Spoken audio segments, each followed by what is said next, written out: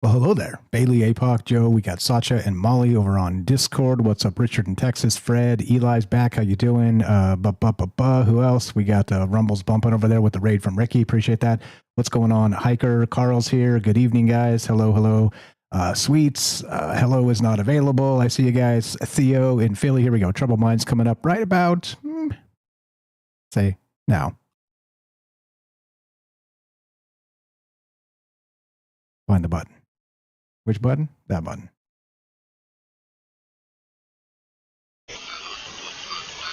But I think the development of full artificial intelligence will spell the end of the human race. It's a flying object and we don't know what it is. I would hope somebody's checking it out. I don't know if it was a rocket or whatever, but incredibly fast, opposite direction. It was too fast to be an airplane. I'm glad the Pentagon is looking at this, because if it poses a threat, I want them on top of it. Well, the craft generates its own gravitational field. You said there's lights in the sky? The internet has become the command center for criminals and terrorists. 911, what's your emergency? I need help, please help! Aliens won't let it happen. You know, that's what we're instructed to say. Roswell, Area 51. Alien kept deep under the ground. 1 0 1 1 0 1 1 6 9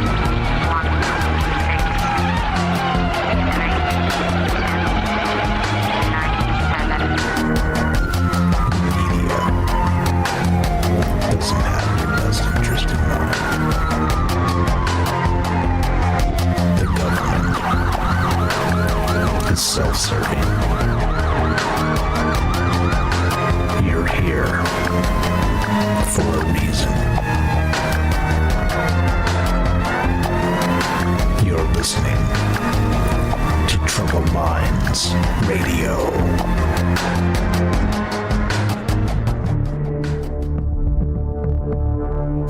Broadcasting live from a secret bunker just off the extraterrestrial highway. Somewhere in the desert sands outside of Las Vegas. From somewhere in space-time, loosely labeled Generation X on planet Earth.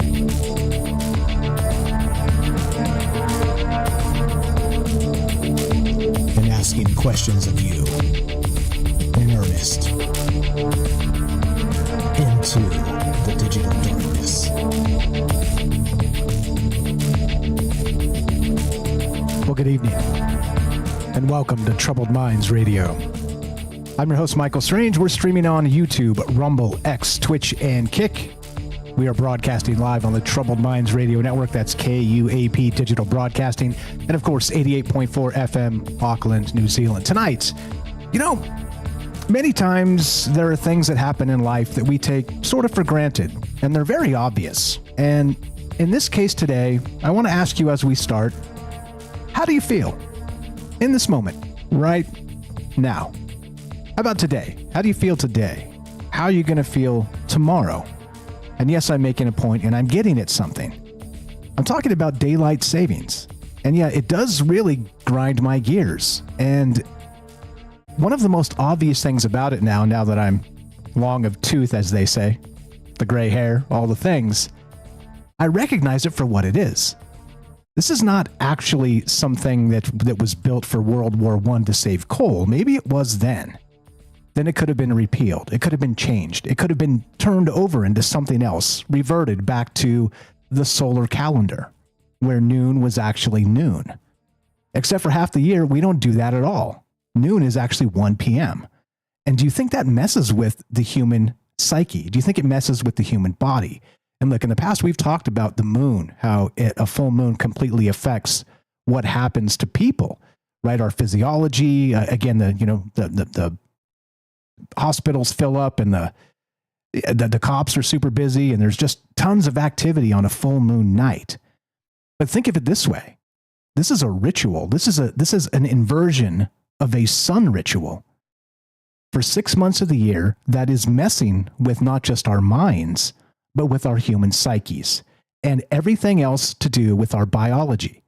Now, I'll make the case as we go, but there's something really bizarre about this that I never recognized until recently, until today when I was actually deeply thinking about this. This is some sort of solar inversion ritual. And very specifically, like I said when I started there, it doesn't seem obvious when, as a society, we take these things entirely for granted. Okay? That's where we start. How do you feel?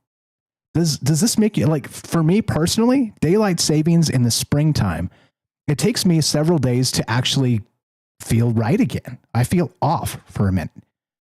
Maybe Wednesday this week, maybe Thursday. I don't know. I'll start to feel normal again. But in this moment, I'm cranky. I'm a little bit, I got plenty of sleep. I knew it was coming. I slept in, scheduled time to sleep in, did some yard work. It's nice and sunny outside. I got no complaints here. But for some reason, I still feel a little bit groggy. And it doesn't make any sense. Or does it? That's where we start tonight. Anyone else having spotty connections? What's going on? Hope everybody is well tonight and doing the thing. All right, I'm going to read this because this is probably the best way to do it, is to just read the intro here. But that's where we start. And I want you to do something for me right now. Look at the time. Whatever device you're using, whatever clock is nearest to you, look at it. Read the number. Now ask yourself a question you have probably never asked before. Is that number true? Not accurate, not synced, true. Does the number on that clock correspond to something real in the physical world, something you could point to in the sky, something the planet itself would agree if the planets could speak? The answer is no, it does not. The number on the clock is fiction. A useful fiction, a functional fiction, a fiction so old and so universally agreed upon that it has taken on the weight of fact. But it is not a fact. It is a consensus, and twice a year that consensus shifts, and the fiction is rewritten, and you are expected to go along with it without asking any questions. Last night, or whatever the last clock change happened relative to when you're hearing this, an hour disappeared. I don't mean that metaphorically. I don't mean it felt like an hour disappeared. I mean the official record of human timekeeping skipped 60 minutes. Hospitals skipped it. Banks skipped it. The servers that run the financial markets and the military and the power grid, all of them jumped forward in perfect unison, and the hour between 2 and 3 in the morning simply did not happen. If you had tried to log something during that hour, the system would have rejected it. The hour was not available. It had been removed. Where did it go? Yeah, of course, we call it daylight savings time, and we've been told it is practical.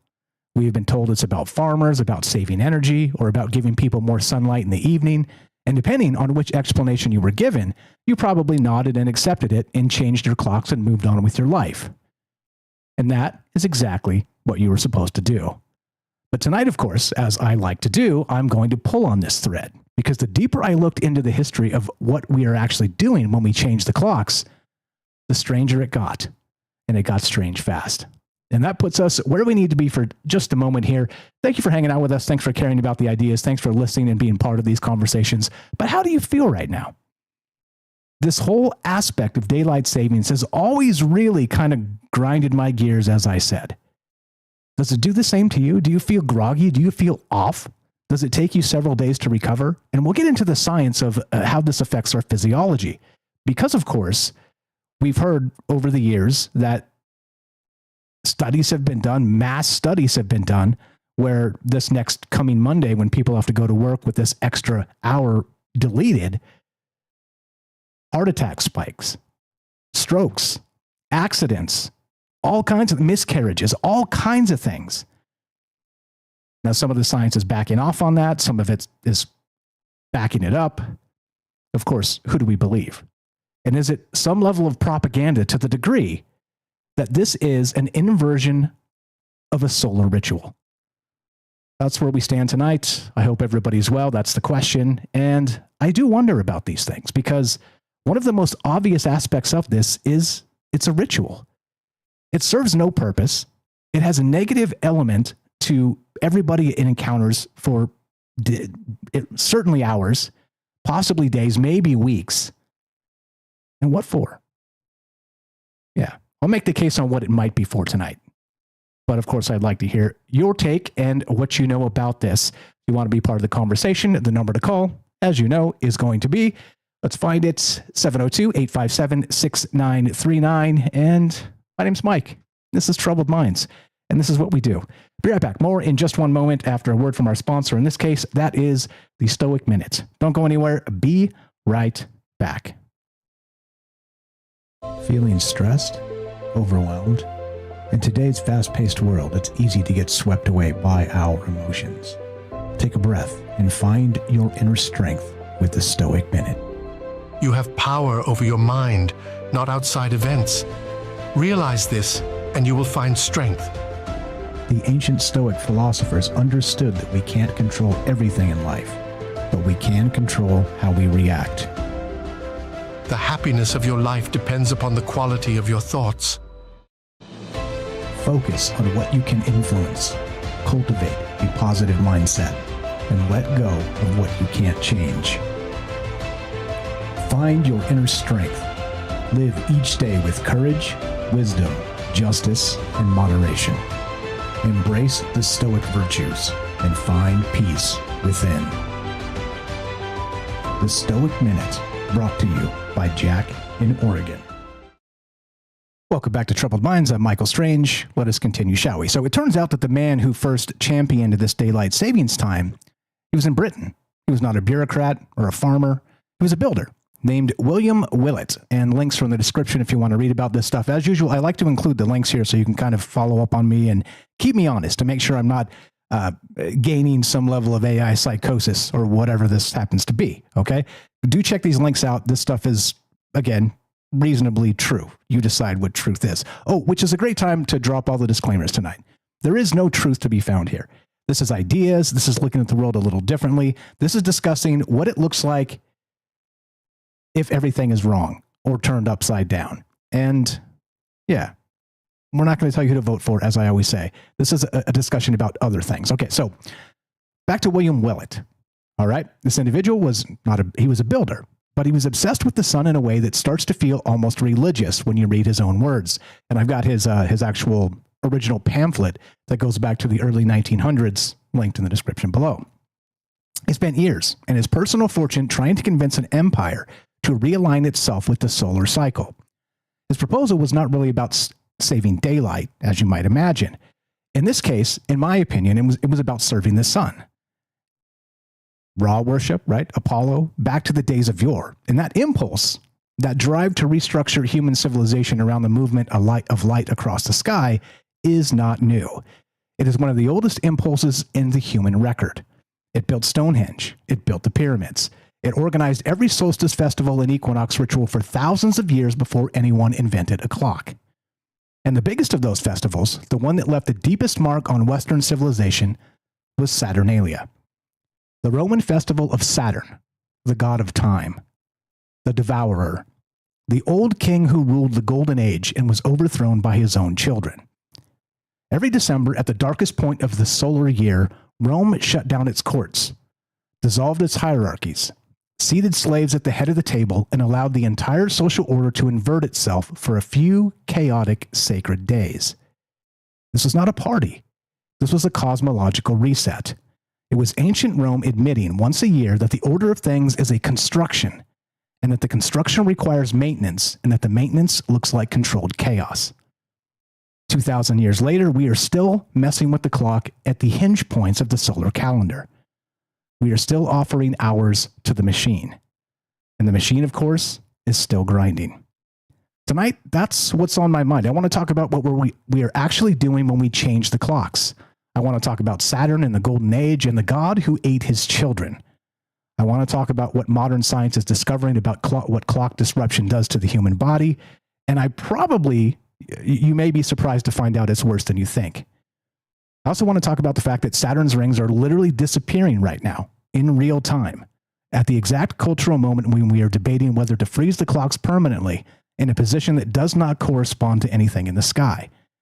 Speaking of which, did you hear about this? So as an actual, some level of in between, they're like, well, what if we move it 30 minutes and then leave it that way all year? I mean, this is the dumb stuff that our politicians are doing and talking about, like this level of stuff, which would literally just throw everything off for the entire year, right? Once again, like I said, you should be able to pull a sundial out at noon and get noon. Am I right? Does it sound ridiculous to suggest that should be one of those truths that we all agree upon? Or is it not? Is this clown world carnival? Has it got us? But most of all, I want to talk about time. Not the number on the clock, the thing underneath the number itself. The thing the Romans built a festival around because they understood it was dangerous. The thing we pretend is simple and fixed and settled because the alternative is too disorienting to sit with for very long. And the bizarre part, like I said, this strikes me as one of those rituals that's the most obvious ritual you could ever suggest. And it didn't dawn on me until today. It once again, turning the clock the way we do, it really makes me feel ill for a couple, 3 days till I recover and things are solid again. How about you? Does it make you feel that way? Similar? Different? Does it just bounce right off you and everything's fine, the same, whatever? I don't know. I feel like for half the year we're being robbed of something. And what I mean is robbed of something that's within us, that's sacred to us in our biology, in our psyche. Maybe I'm wrong, as usual, because that's my whole premise for being here. I come here wrong. However, the cost of being wrong is sometimes you're right. So which is it? And how deep does this go? I do encourage you to check out the write-up. It is very good tonight. And yeah, but I was looking at this guy, William Willett. And supposedly this guy, once again, had, he wanted to just get some riding time in the sun in the morning and wanted to change it for a particular part of the year so that he just got more sunlight. And in the odd tragedy of this, the ironic tragedy, is that this individual, he lobbied for it. He was a rich guy, lobbied for it, spent his fortune trying to get the Parliament in the United Kingdom to change the time. And they didn't until 1 year after he passed away. Of course, World War I kind of coming in, and they used it as that excuse that they needed it to save coal. And so they changed the time. But again, here we are in 2026, where coal doesn't light the world. I'm sorry, in some places it certainly does. But right now, it does not. And so all of these are old, archaic ways of doing things certainly seem as if maybe there's a measurable difference to the ruling class, to the people that make the laws, to the people that, well, would have us under their boot, I guess is the best way to put that. And maybe that's why they didn't change it back. Or maybe my tinfoil is tingling just a little too much, a little too often these days. I don't really know. A lot of things here. Saturnalia, this individual William Willett. What about the idea of changing the clock? Has it ever actually smacked you in the head like this? Like it did me today? Like I said, I slept in. I'm fine. I got plenty of sleep. But still something feels off. And so which is it? Is this the part we're supposed to be right now? Or are we supposed to be the other hour? The other 6 months of the year that's more natural to us, more natural to our circadian rhythm, more natural to the human space synced with the solar cycles and the lunar cycles. I don't know. I just know that, gaining an hour certainly feels better, but then it's dark. You get it? And I know this is super basic stuff, okay? But when you dig in a little bit into this and look back at where this comes from, I think, just maybe, this might be one of the most obvious, what do I always say? The most obvious, I can't remember the term, most obvious rituals to control people that's right in our face. I don't know. Maybe a little too much maybe juice for me tonight, but all the links are in the description. And that Saturn thing, that its rings are actually falling down. It's true. It's true. They say in the next 100 million years. I know that's forever, and humans probably won't be around. Certainly not in our exact space we're in right now. Post-humans, if we're still alive at that point. But 100 million years in galaxy time, in universe time, is nothing. So I don't know. It's weird. Some of these things kind of come together and some don't. And some make sense to me, and others, I just wonder if this is the symptom of an overactive imagination. Yeah. Anyway, so you guys know the drill. Love to hear your thoughts on this if you want to be part of the conversation. The number to call, of course, is 702-857-6939. Click the Discord link at troubledminds.org. We'll put you on the show. It is as easy as that. And we got calls already, so let's just go to some calls here. Thank you again for everybody jumping in on this. Let's go to whoever this is. You're on Troubled Minds. What's your first name? Where are you calling from? Go right ahead. Test. Hey, Mike, it's me. Can you hear me? Yeah, loud and clear. What's going on, Joe? Hey, good topic. I've always argued this every year. I've actually written some letters. The politicians don't do nothing, and me living in Florida. My basic argument has been the heat where I'm at, right? So I think Hawaii, and I forget if it's Nevada, those states, I think stay on standard time, if I'm correct. Here in Florida, when the weather is good, in other words, when everybody else is having a hard winter, our winter is mild. So when you get home, you kind of want to go outside and maybe build a shed, do some construction, do some things without dying in the heat. But you can't, because it does get dark early. Okay. But just like clockwork, I was bitching about it this last week. We went from nice, mild winter, all of a sudden 92, 94 degrees already. And the time hadn't even changed. So now all of a sudden the time's changed, and I have that extra hour in the evening, which is still nice. It's definitely not going to complain about having that extra hour, because it will be cooler. as the sun's going down, and we will be able to do some stuff in the evening, like mow the lawn without dying, in certain things. But for me particularly, I think a lot comes into play is I am a napper. So when I get home in the afternoon, ever since I was a kid, if I can grab 25 minutes to a half hour, most of the time, it does me good. But a lot of times when you get up and it's already dark, there's nothing else to do. And then, I'm going back and forth here, but for years, Florida has tried to lead the charge, supposedly about changing the day, changing probably to daylight savings time to keeping it the way we are now with the hour in the evening, but it never seems to gain traction. And I always said to myself, if politicians can't even do something this simple, what hope is there? It's a control mechanism. So how deep that goes and what does that mean for each and every one of us, I don't know. But I will tell you a couple of things that I've noticed. You're still there, right? You can still hear me? Yep, I got you. Okay. So, I've had this happen more than once where I had somebody that retired at the funeral home. They were retired and they had a heart attack. And I remember specifically one time, and it wasn't after time change, but it was definitely after circadian rhythm change. A family went out to Vegas. The husband had just retired, worked the same job, probably kept the same hours, had that same schedule built into his body. Goes out to Vegas, gets up early in the morning, which was totally a time change from here, and has a heart attack in the morning, which is typical of what they tell you when you're going to have a heart attack is typically in the morning. And he had it. And I've seen that not often, but definitely more than once working in the funeral home. So do these time changes affect us? Certainly. How does it affect us as individuals in mass? I don't know.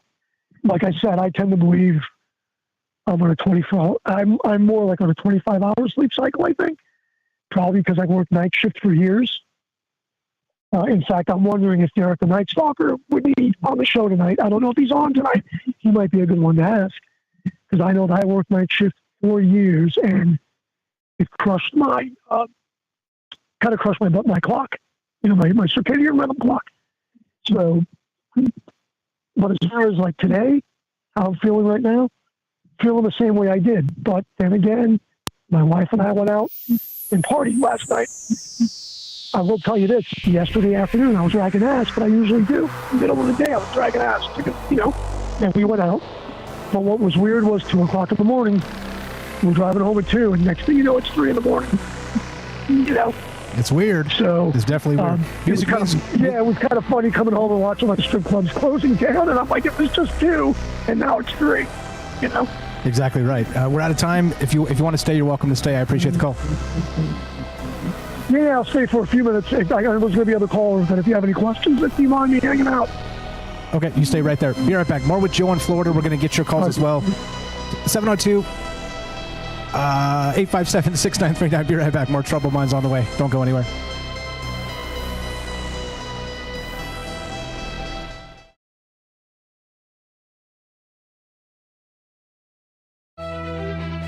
You're tuning into Troubled Minds, the show where mystery knows no bounds. Stay tuned for revelations that'll keep you questioning the fabric of reality.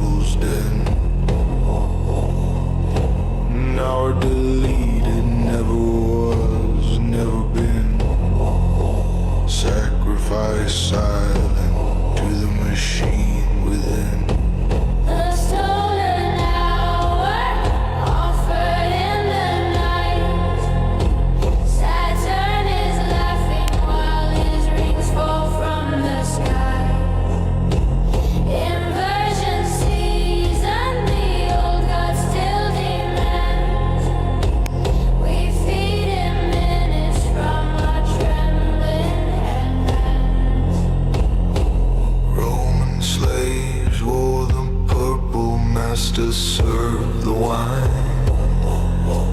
Now we let the calendar cross the line. Golden age memory in the phantom chime.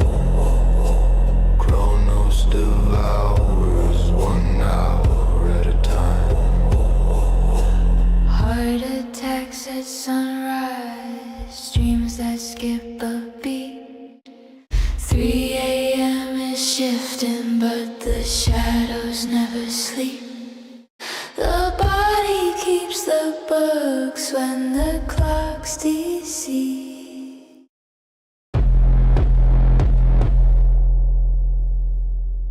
The stolen hour.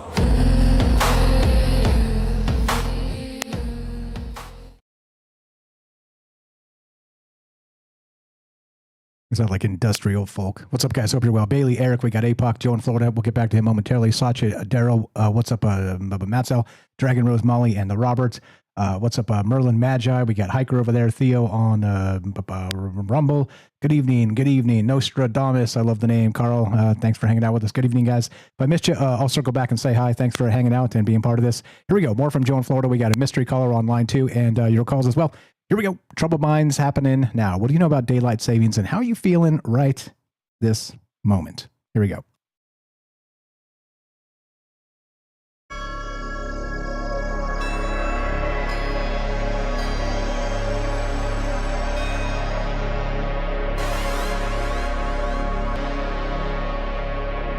Welcome back to Troubled Minds. I'm your host, Michael Strange. We're streaming on YouTube, Rumble, X, Twitch, and Kick. We are broadcasting live on the Troubled Minds Radio Network. That's KUAP Digital Broadcasting. And, of course, 88.4 FM, Auckland, New Zealand. Tonight, we're taking your calls as we look at this daylight savings time in another way. Twice a year, we all agree to delete an hour from existence. 2 a.m. vanishes, sacrificed. What if daylight savings time isn't about saving light, but a modern Saturnalia ritual for the god who devours time? Yeah, that's where my mind is at. And of course, this seems very weird until you recognize what a ritual looks like. And then it doesn't seem very weird at all. Then the weird part becomes why? And what is there to gain? And that's exactly the term I was looking for, control mechanism, that I was on the tip of my tongue I couldn't find, but Joe actually found it for me. Speaking of Joe, let's go back to Joe. Thank you for being patient, my man. Joe in Florida, you're back on Troubled Minds. Continue, please. Welcome to the joint. Oh, so I mean, great topic, but I mean, if you were going to try to make everybody happy, because I was trying to think of this in a broad term, but as far as ceremonial, yeah, you're right. And by the way, that was a pretty neat lyric on that song, because it did say Chronos devouring 1 hour at a time. But you've got morning people. So there's studies on morning people that get up at the crack of dawn, whatever that means, and they'll get a lot of work done, but supposedly they run out of steam earlier. My wife is one of them. She gets up early. By 2 o'clock, 1 o'clock, she's done at work. She works her ass off for the hours that she's there. And it's only now in our relationship that she's actually been starting to come home and like take a little nap with me, even though sometimes the naps for her last a while. But she's trying to get a little nap to stay up a little bit later in the evening. But that's after years of doing this. Whereas for me, I'm like a night shift person, which they say night people, we probably read more. We do things like go on this show. We tend to have more of a drifting mind, maybe a conspiracy mind, not always believing what we're told, not in the rote of the maybe 9 to 5, I would say, right? So how would you make those two types of people happy? You probably couldn't, you know? But is it definitely a control mechanism? It is. What does it stand for ceremony in the long term? I think in winters up north, getting dark early, it's depressing. It's the problem. My buddy, I lived up north. My buddy that's up there now in Pennsylvania. He's in the house for 5 or 6 months, and it's dark. He says it starts to get, even with standard time, it's getting dark there at 4 o'clock in the afternoon. So that depresses people. That keeps people from maybe going out. It keeps people maybe from crime. I don't know, but maybe suicide rates go up. I don't know if you have those statistics. I don't know if there are statistics for that. Right? We know that what we're doing now supposedly does hurt people and they have heart attacks and things by losing the hour. That's what we're told. I can tell you in Florida, I believe in 1968 or 72, we experimented with keeping the time, keeping the hour forward like we've got it now. They've experimented with that. It lasted about a week because a kid was waiting at a bus stop in the dark and he got hit by a car. And then they stopped it in Florida. When I think about doing it, you kind of think about if I have to call the other coast or if I have to call you during a time change. I don't know that it would matter. We can adjust those things. But I took a survey on the local Facebook page, and it was overwhelmingly, the way I made the argument was here in Florida again, when we have our nice weather is when we lose, when we have our nice weather is when it gets dark early or regular time. And overwhelmingly people voted to have it the way we're having it today. By having the park close at 8 o'clock at night instead of 5:30 or 6:30 or 7 o'clock. Having the park where you could go for a bike ride close at 8 or 8:30 at night. Being able to come home from work at 5 o'clock or 4 o'clock, take a little nap and be able to go to the beach, enjoy a drink and enjoy a sunset. Because that's what we're going for here. This gets into my argument about Florida seceding. I think we should secede from the country. It's a whole other thing that I've been looking at. But I know one state, I don't know if it's your state, in Hawaii, they don't do this bullshit going back and forth. It's Arizona. It's actually Arizona. Arizona's the one that doesn't change. We do. And I wonder how Arizona does compared to you with health issues, right? And then, and if Arizona's right next to you from Nevada, does it matter when you make a phone call for business? It doesn't, right? You're just off an hour. Yeah, actually, funny enough, I used to have a route where I would drive to Arizona every day, 5 days a week. And so half the year, our times were synced, and half the year I had to leave an hour different because of the business, as you're describing, the business hours. No joke. So half the year I was leaving an hour earlier, half the year I was leaving at the same time. It's absolutely wild, but yeah. I mean, when it killed me, like when we went to standard time, not right now, but when we went to standard time, I had to cover for my buddies. I was DJing that night, and not only did we open at 10 o'clock, which is a half hour earlier for the room that I take care of, I had to go an extra hour. So I had to pump out like an extra hour and a half of music and keep the energy in the crowd.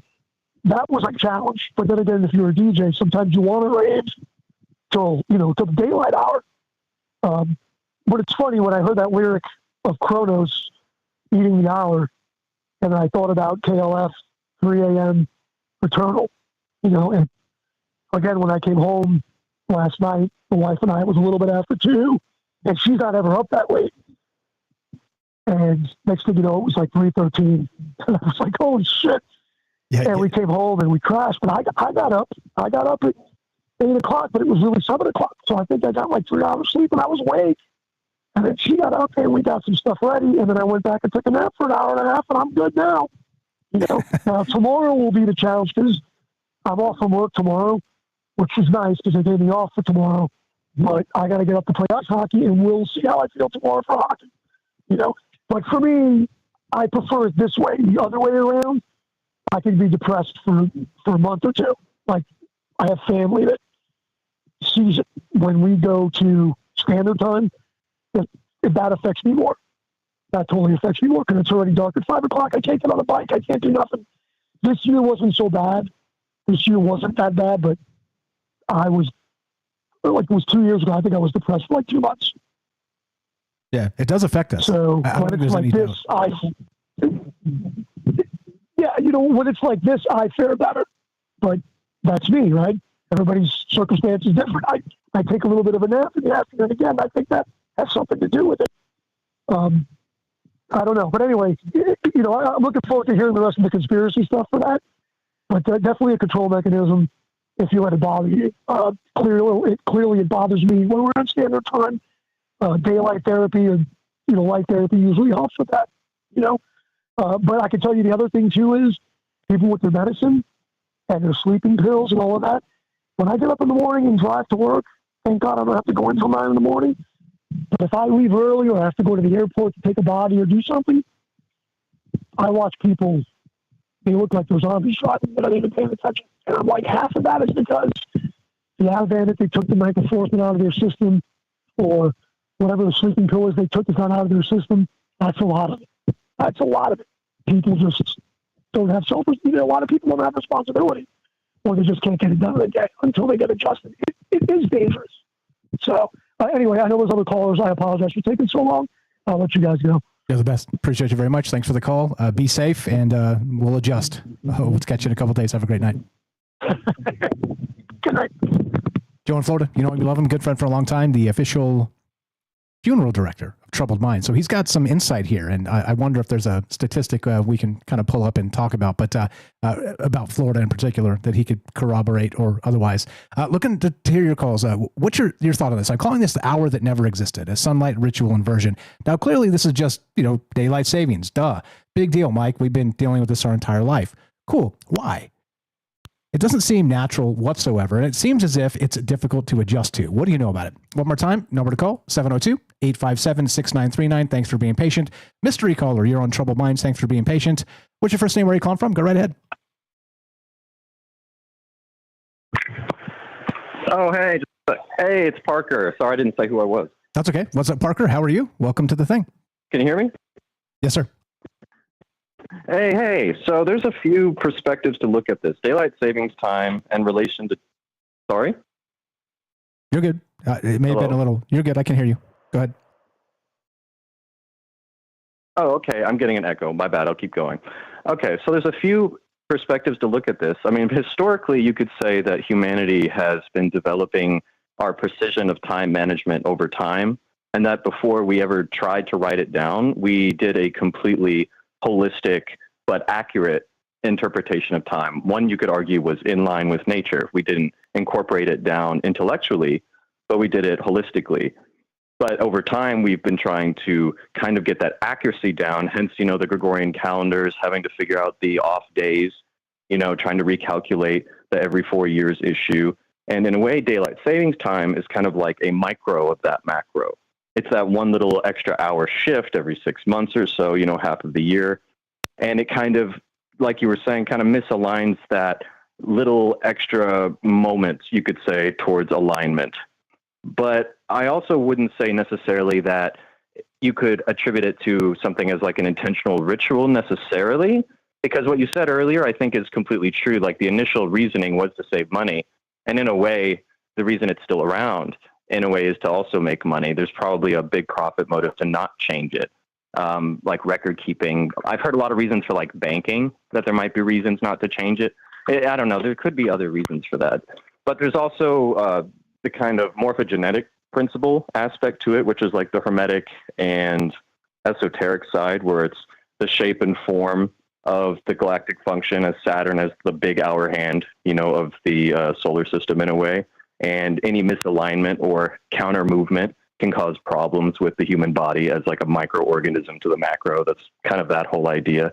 So in a way, maybe, taking that hour every year is kind of like a sacrificial token to Baal or towards Kronos, and that like kind of Greek interpretation of that tradition possibly. But yeah. Yeah, it feels like it. It does feel, like I said, the more I think about it, and surely there was a reason for doing this. Like I said, this is World War I. This is, coal, they're trying to save for the war effort. Like I understand, we didn't have ubiquitous lighting like we do now. Things have changed quite a lot. And so to me, it seems very much, I don't know, it's a minor inconvenience for sure. But then when you look at some of the health statistics, there are people having strokes, again, more accidents this coming, several days. Heart attacks, miscarriages, all those things I cited. So, I mean, you would think that you look at a spreadsheet of data over a course of several years, decades, whatever. And as a legislator, you would be like, you know what, we should probably not do that. That's bad. We're killing people for no damn good reason, right? No, I completely agree with all of that. But from an interesting parallel, but completely unrelated, but perhaps related subject, like in the alien phenomenon that I'm really into, I've only recently in the past few days accepted that our government has access to some of these craft, either reproduced or borrowed in some form. And like, I've been into this for 10 years and I had not accepted that fact until just recently, because a few data points came together where I can't put it off anymore. And related to that is also how a lot of information, like things that look bad, like daylight saving times, etc., can also turn out to be things that you can attribute more to ignorance rather than malice, which could be comforting in a lot of ways. But I can also get the gut instinct to say, no, you shouldn't assume that because we've had so much wool pulled over our eyes. I understand that. but at the same time, when I've been looking at the ET programs, it turns out, it seems that a lot of the reason that a lot of things have been kept secret is because of just incompetence. It's a big, boring irony in a lot of ways. A lot of the reason the things have been kept secret is not necessarily because of a big doomsday scenario, but because the level of incompetence and inability to move forward has been extremely slow. Yeah, that's the age-old conspiracy.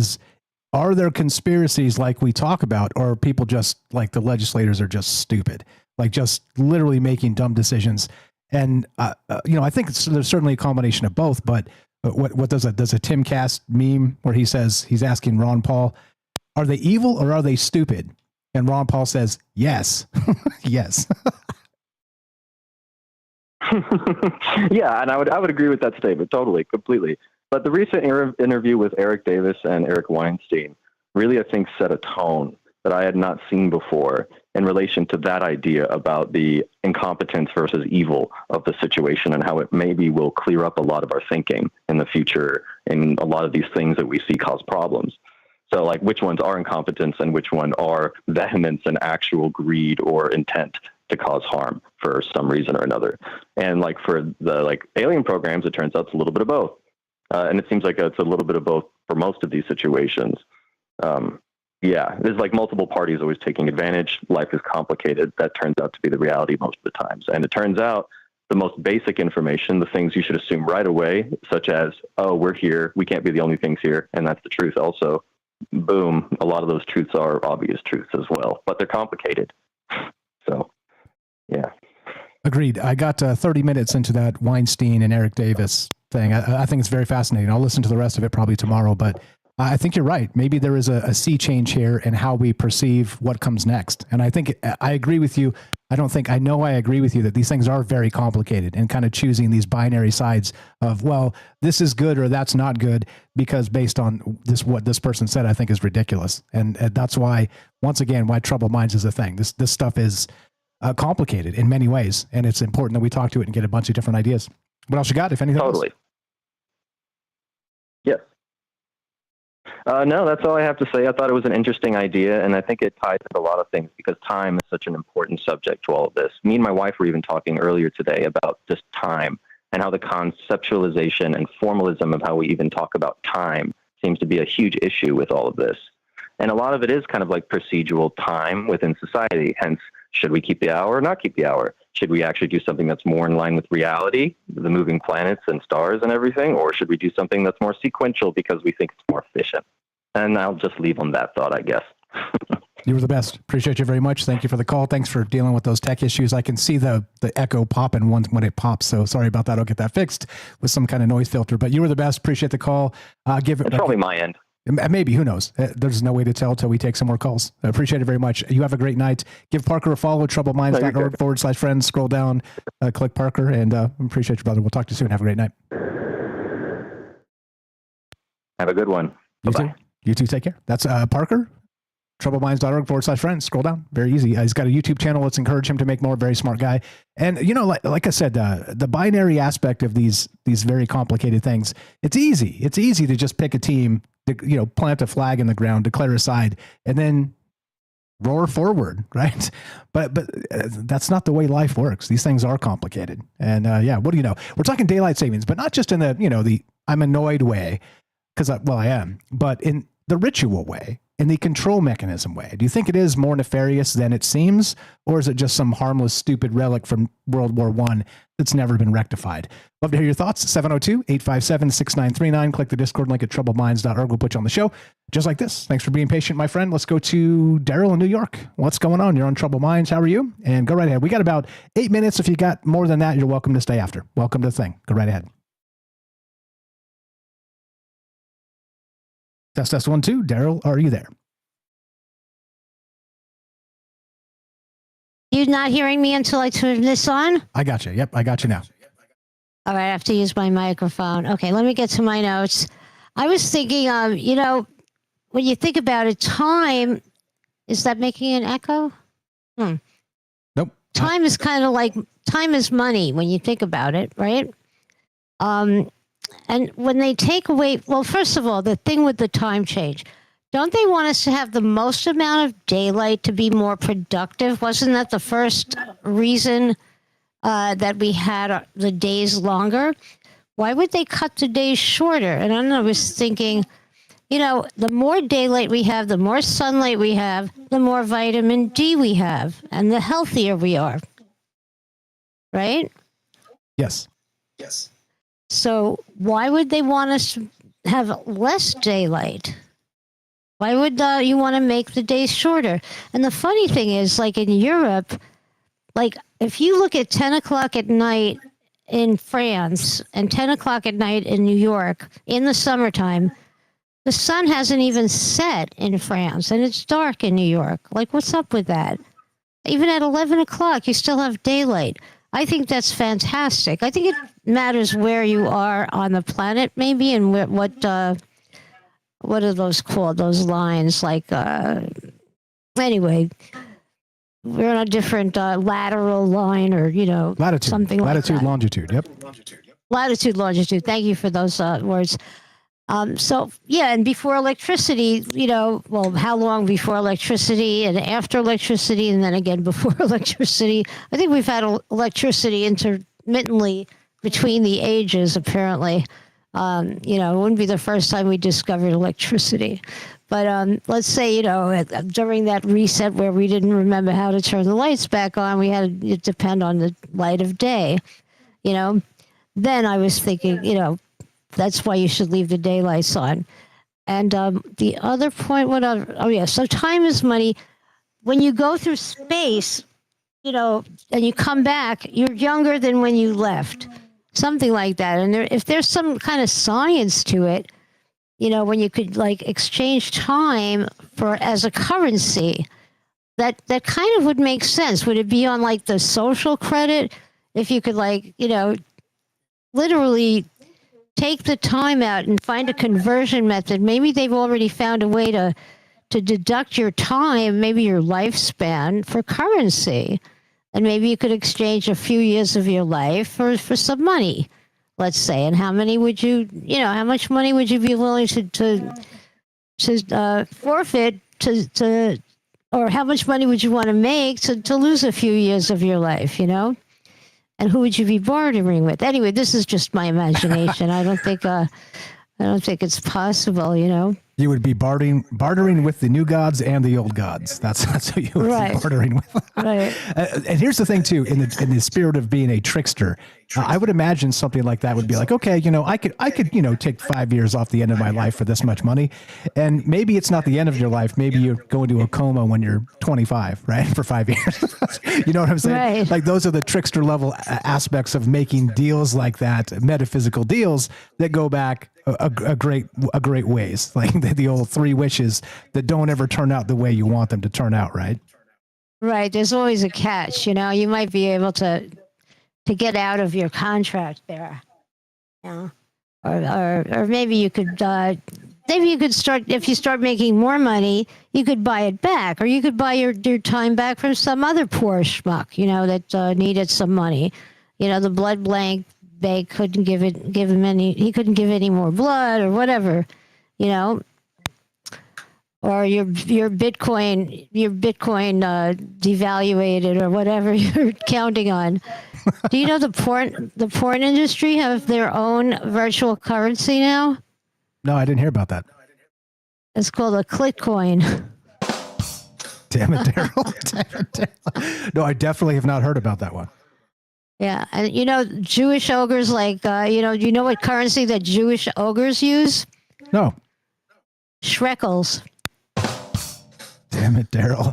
She's Jewish. She can make the jokes. Daryl, you're the best. Right. If you got more, love to hear it. Appreciate it very much. Go ahead. One more. If I had $1 for every time inflation devalued our currency, I'd already have $1 by the time I finish saying this, but that's just my 2 cents.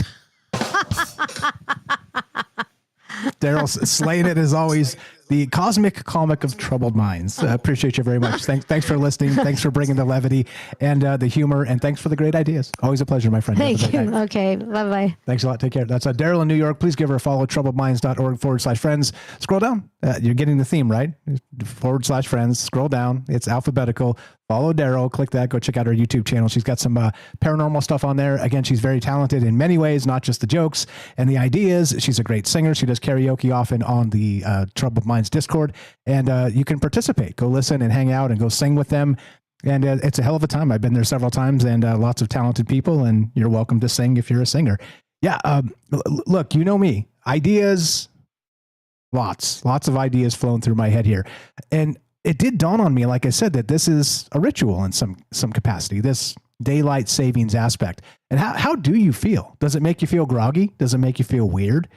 And do you think I'm onto something when I'm suggesting that it's sort of an inversion ritual of Saturnalia in some capacity, where we're supposed to be sort of beside ourselves in a not synced with the sun way for 6 months of the year? I don't know. Like I said, going back to World War I get it. It made sense then. It doesn't make sense now. And yeah, as Satya said in the chat, and then also Joe mentioned that they did, no daylight savings time for a period, and some kid got hit by a bus in the dark or something like that, right? I mean, I don't remember that, but I'm not refuting it. I'm just saying, okay, so maybe there's some reasons here. Look, I don't know. I don't know. I don't take kids to school in the morning, so you tell me. Does it feel like a weird Saturnalia ritual that has been inverted in some capacity? And do you think it is a control mechanism, as I'm suggesting? That's really what's on my mind tonight. It's simple, but it's also complicated. You let me know. 702-857-6939. Click the Discord link at troubledminds.org. Love to hear your thoughts on this week. It looks like we got Theo and Philly coming up, and your calls as well. Do not go anywhere. What do you know about the hour that never existed? More Troubled Minds on the way. Be right back.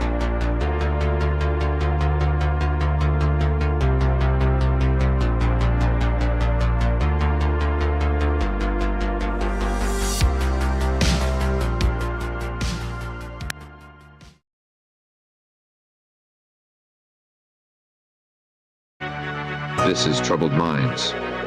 Your host, Michael Strange, the master of the mysterious, is here to guide you through the shadows of the unexplained. Let's check the news. A top hardware executive at OpenAI has resigned over the company's deal with the Pentagon. Caitlin Kalinowski, who led hardware development at the AI firm, posted on X that OpenAI moved too quickly in agreeing to deploy its AI models on classified Defense Department networks, without what she called clearly defined guardrails.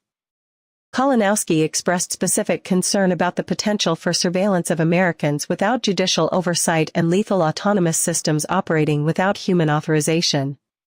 OpenAI has maintained that its policies explicitly prohibit use of its technology for domestic surveillance or autonomous weapons.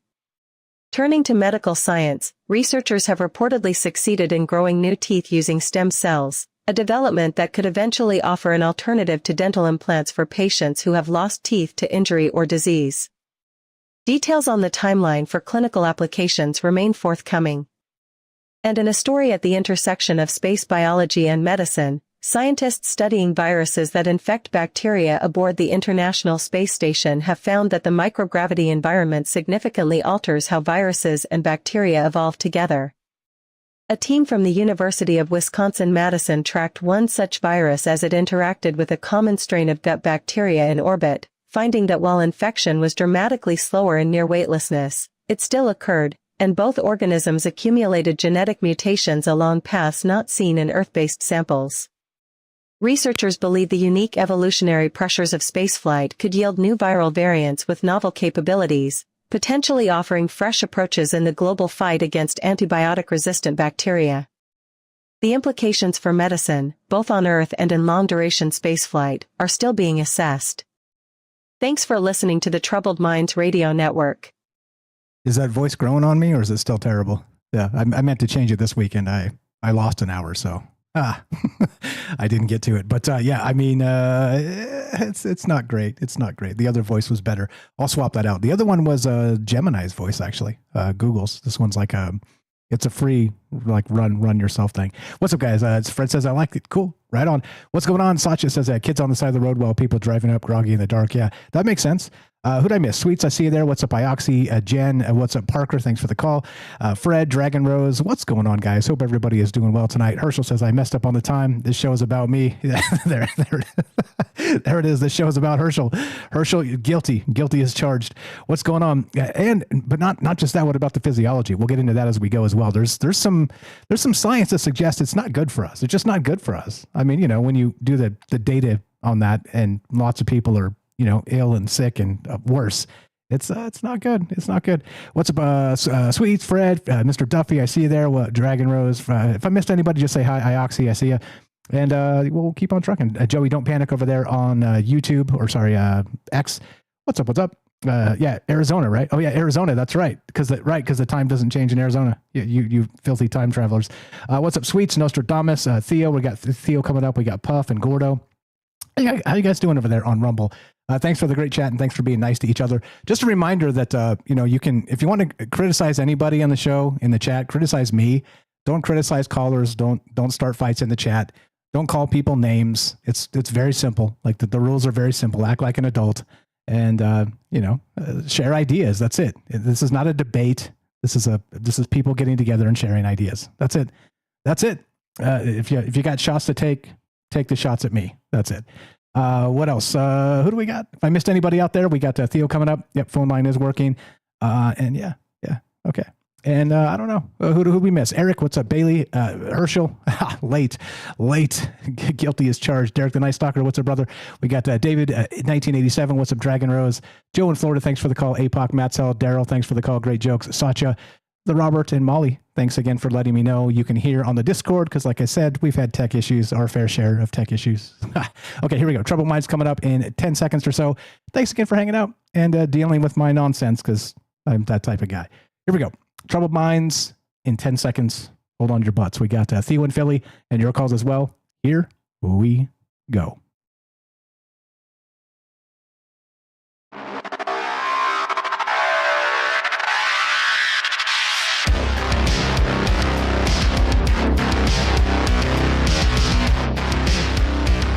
Welcome back to Troubled Minds. I'm your host, Michael Strange. We're streaming on YouTube, Rumble, X, Twitch, and Kick.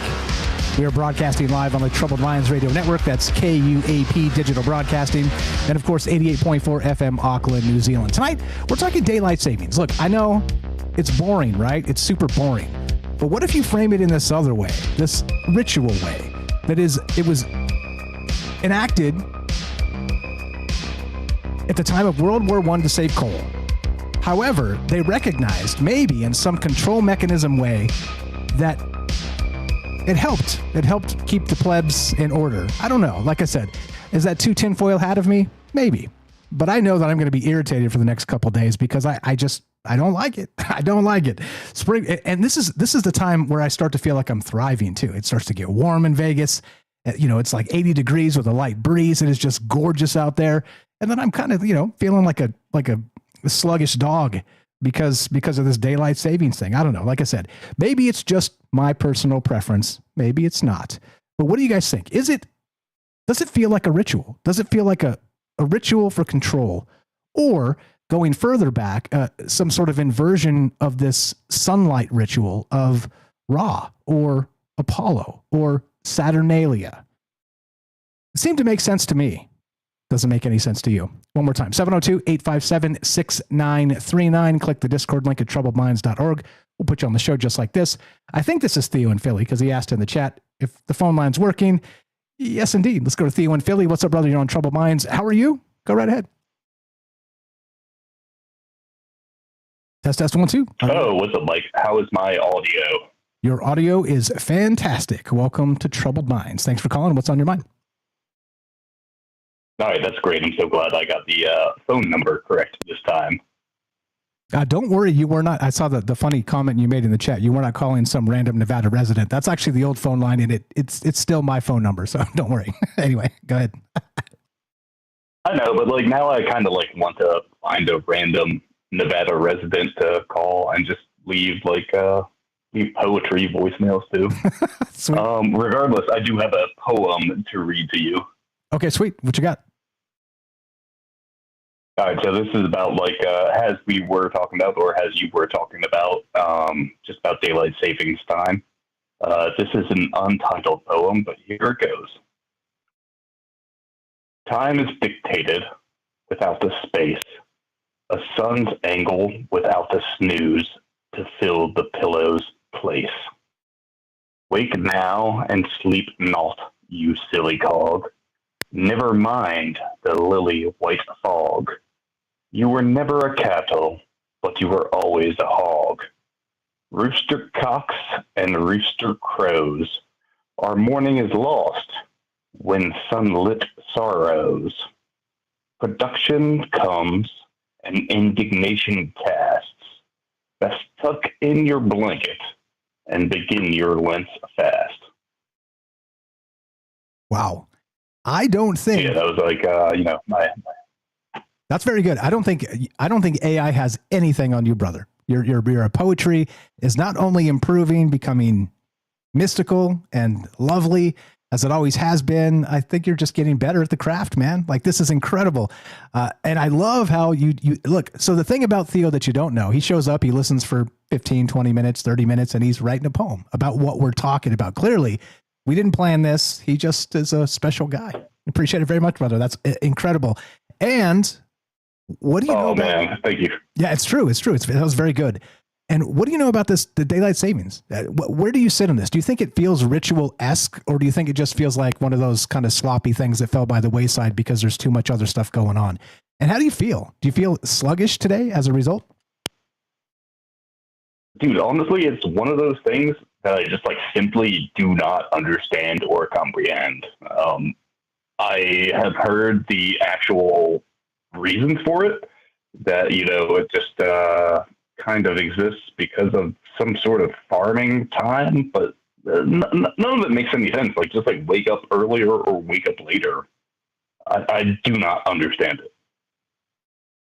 Yeah, agreed. And the funny part is, if I was a farmer, nobody tells me when to wake up. Farmers wake up before the sun, in case you didn't know that. so it's like, just like, like you like look at the sun and you need to wake up before the sun rises or after the sun rises. There's no reason you need an actual clock to tell you when to wake up. It just seems like it's one of those like humiliation rituals where it's just like, they're trying to like make fun of us for some reason. Like, it's just like, no, like we're going to like set your clock before or after an hour. It makes no sense. Agreed. Very clown world carnival, as I like to call these things. And look, I don't know, maybe, like I said, everybody's got their favorite, right? Cause when you turn the clocks, fall back, when you turn them back it gets darker. It's very Halloween, and it very feels kind of like brings you into that vibe, but it's resetting us, right? It's resetting us to that space where we should be. Am I right there? And so we're off now. And when that resets, we're on, or maybe I got that backwards. I don't know. You tell me. I'm just pissed off because I lost an hour. Even though, I don't know. Go ahead. Mike, has it ever made sense to you in any way, shape, or form that we have to just like change the clocks in a completely arbitrary manner, like twice a year for some reason? Like, none of it makes sense. No, agreed. And that's why, like, it dawned on me today. Like, I made the comment last night because I went to bed at 2, and I'm like, screw you, daylight savings. I'm going to sleep till noon just to give you the middle finger or whatever, right? But of course, that means I went to bed at 3. And so it's like, it just doesn't make any sense. Like, I'm annoyed by it, but maybe there's like a larger cultural annoyance that I'm tapping into here. And I agree with you. It doesn't make any damn sense because the farmers wake up whenever they want. They don't need somebody telling us when the clock is or whatever. I mean, the school stuff and people getting hit, but I mean, we have streetlights now. I don't know. None of it makes any sense to me. All the things I've heard over the course of the years and the excuses. My grandfather, actually, by the way, rest in peace, miss you very much, very wise man. He said that he had heard during his lifetime that it was a bet between 2 senators that I'll bet you we could make this happen. And the other one was like, no chance in hell that nobody would go for this. And then, That's how it went down. So I don't really know, but it seems like maybe people are just messing with us. You might be right there. No, that actually like does make a lot of sense. It does seem like one of those things where it's so ridiculous. Like, I bet you people are so stupid that they will believe this. If we just like say it with enough competence and charisma, everyone's going to have to go back, like with this, and they're all going to pretend to be smart enough to think that they understand it. Like, they don't want to seem stupid, so they're just going to like go with it. You know, that is like something that seems very plausible. Yeah. Just messing with us for the sake of messing with us. And they say, as the saying goes, you can do anything in politics as long as the trains run on time. And here's the twist. Well, if everybody goes with your nonsense, the trains run on time anyway. So yes, it turns out you could do anything with politics. The subways in Philadelphia do not run on time. I can tell you that much at least. Then we should be in the streets. Doesn't matter daylight savings time or not. We should be in the streets. I don't know what we're doing, because that was the key. Right? That's the metric. That's the metric. You're the best. What else you got, brother? Yeah.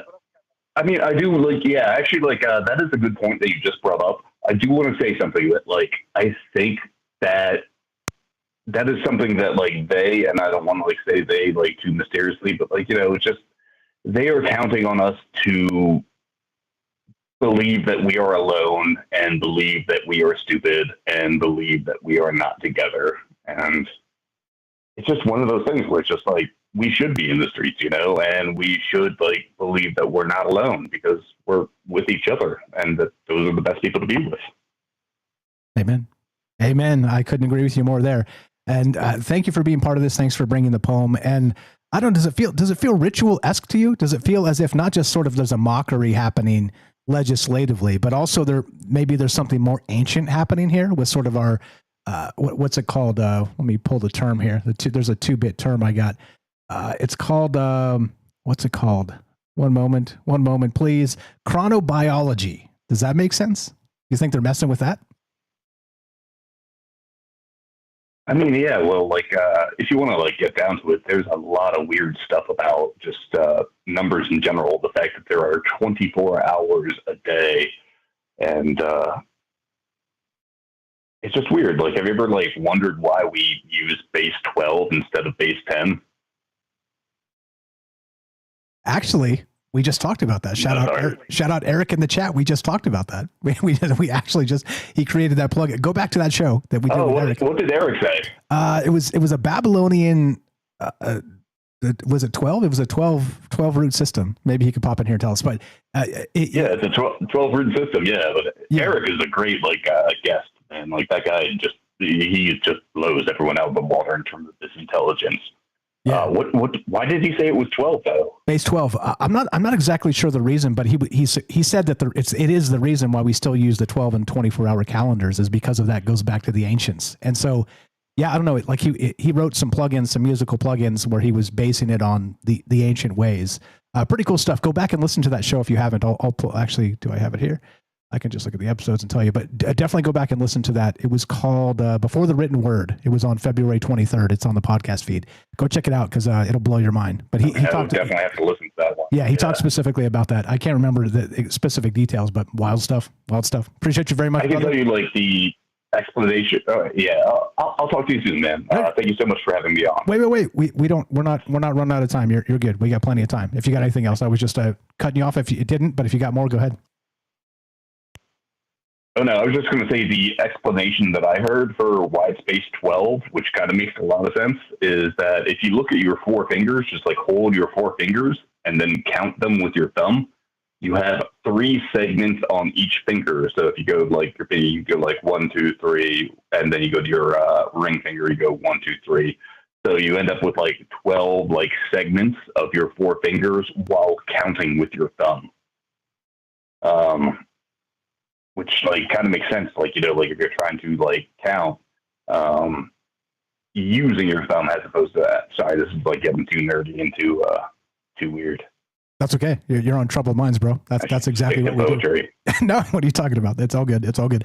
I appreciate it very much. Do go check out that show with Eric. February 23rd is when it hit the podcast feed, and always a pleasure. Thanks for bringing the poem. Thanks for bringing the fire and the energy, and thanks for not minding daylight savings too much. You're the best, brother. All right, cool. Ask your next guest for a poem. You got it. Doodles. Take care. Theo in Philly, you know him, you love him. I've got his Substack, but he told me not to share it yet. So let me know in the chat if you want me to share your Substack. I will do that, but he told me don't do it yet. I guess maybe he's still working on some stuff. Let me know, and we'll share your Substack. Appreciate the call. Lots of things in play here. And look, I don't know. Let me know, Derek, if you want to pop in now or if you want to wait till the bottom of the hour. I understand.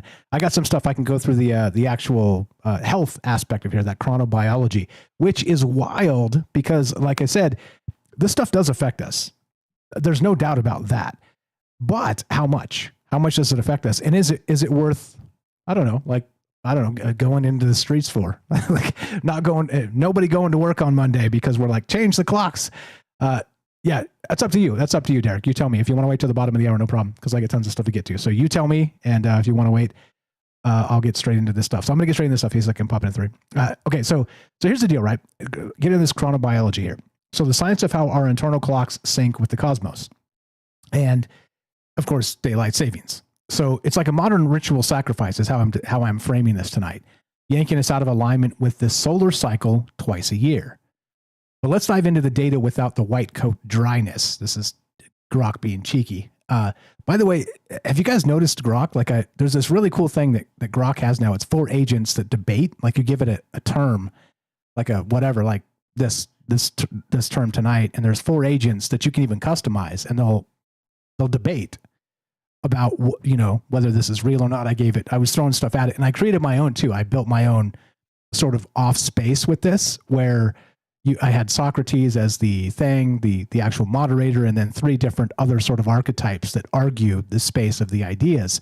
Fascinating as hell. And so, Grok's a little too, cheeky for me. But anyway, so at the core of this is the circadian rhythm, that 24-hour internal pacemaker governed by light, hormones, and genes. It's evolution's gift from the golden age, keeping everything from sleep to metabolism humming like a well-oiled quantum engine. Now, if you disrupt that, even by an hour, the dominoes fall. Studies show spikes in cortisol, stress hormone, messed up melatonin, the sleep regulator, and even gene expression flips that echo chaos magic into haywire.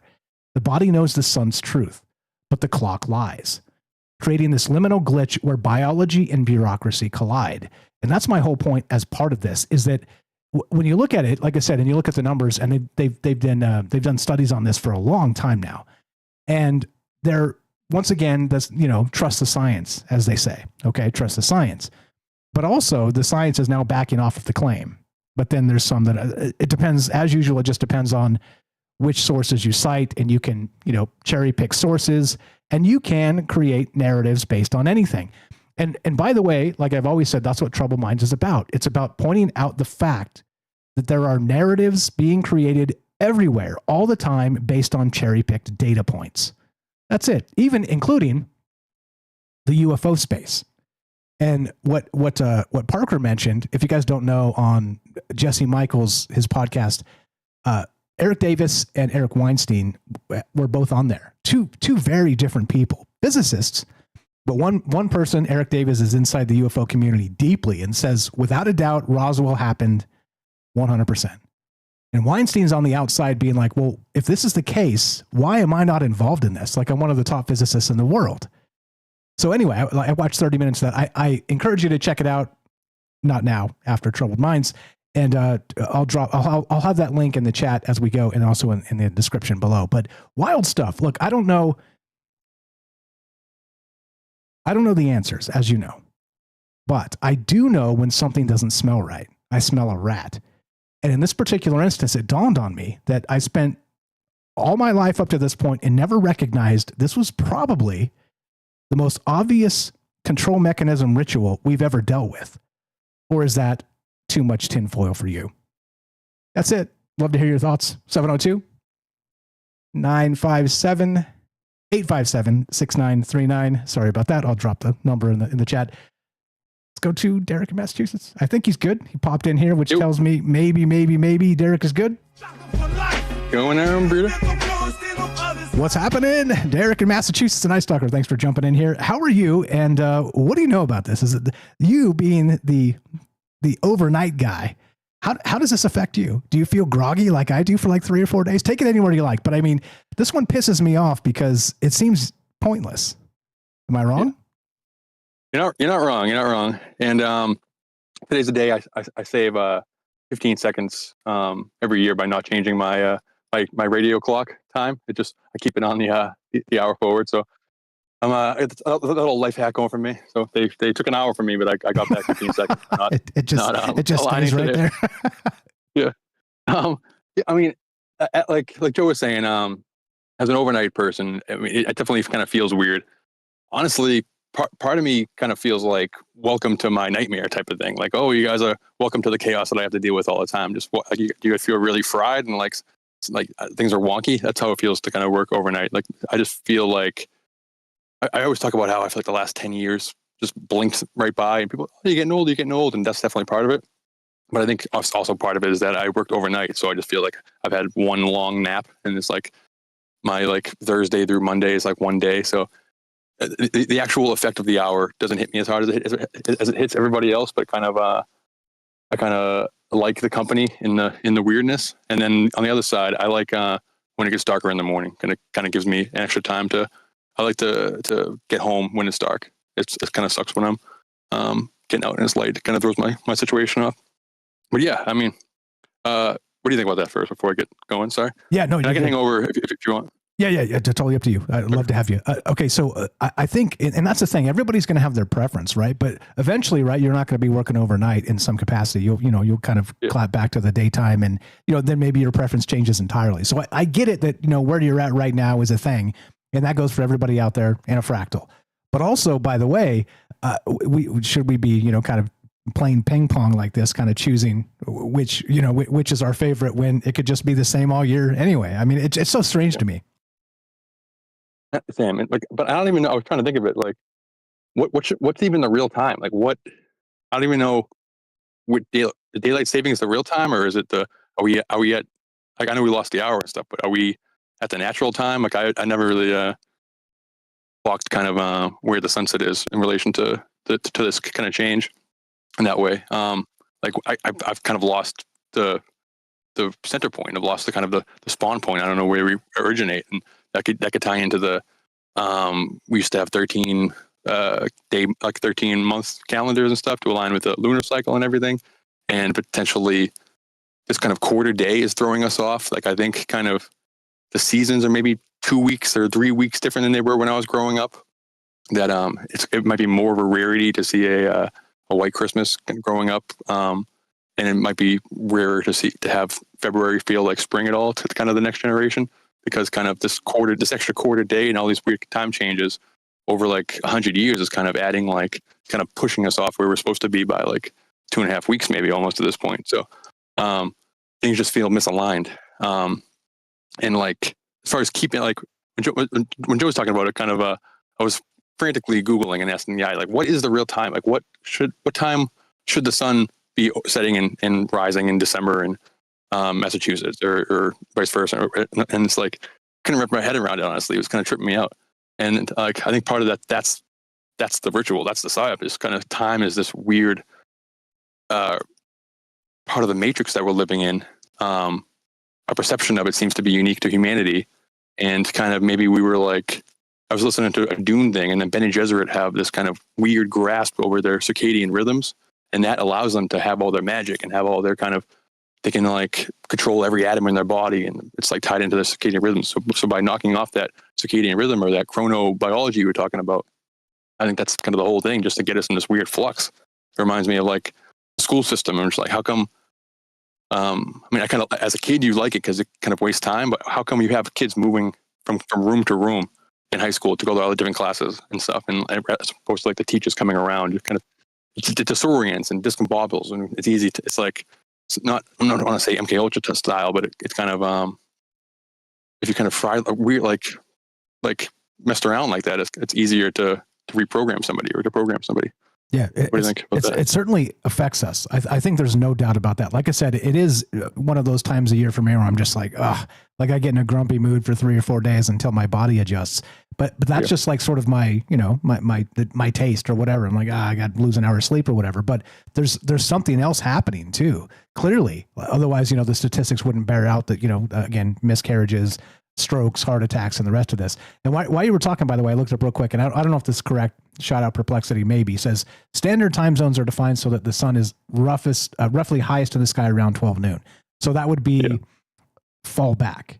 So right now, the spring forward is fall back. Okay. Yeah. So that would be the standard time, standard when your sundial is closest to south, but at noon. But when now we're moving outside of that space. So I don't know. It's weird that this move is the bad one. I mean, it feels like the bad one. I'm just saying. Yeah, exactly. No, yeah, exactly. Like what Theo was saying about the farmers and stuff, and the idea that the farmer, like to accommodate farmers as the reason to make the change, seems like the one job you should not use as the example, because farmers are the one job that literally wakes up as the crow caws and stuff. It wakes up with the sun. They cannot even own clocks and have a better grip of time than we do. And so it's weird that they would choose that. In my opinion, it's like the only way they can establish the 9 to 5 grind that we live in right now, which is kind of very unique to the modern time. It's very unique, like post 1950s and stuff. It's very uniquely American. Europe doesn't have this. South America doesn't have this type of work schedule.